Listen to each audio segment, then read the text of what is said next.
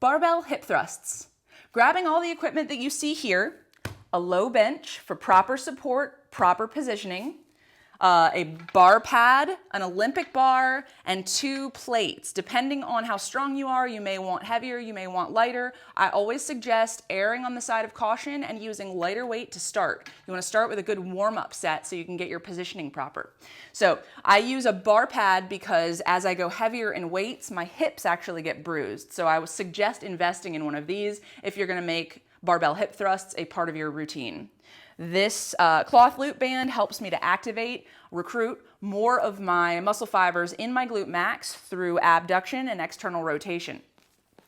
Your setup, you want to make sure that you pull the bar in tightly into your hips. You want the bar to be centered over top of your hips. That's really crucial. Most people just pull the bar in, they don't think too much about it, but you really want to pay attention to how the bar is centered over top of your hips. Most barbells, Olympic barbells, will have knurling, a separate, maybe 3-inch long segment of knurling in the center of the bar. I center that over the middle of my pubic bone, and that's how I know that I'm centered properly.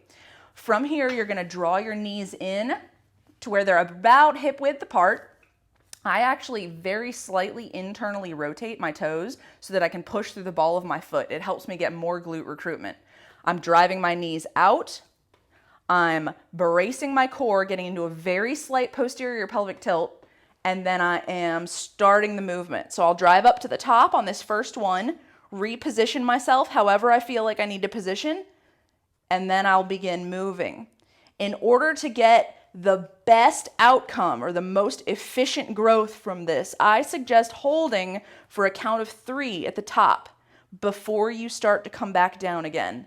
So you really want to make sure those glutes are firing. If you have any difficulty growing your glutes at all, hold it for a count of 3. Your brain-body connection will just be off the charts in no time.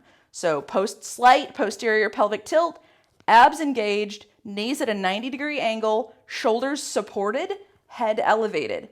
Squeeze, hold, release. Press through the balls of your feet. Squeeze, hold, release. If you have not done these before, start light. Maybe start with just the bar and see how they feel. That is a barbell hip thrust.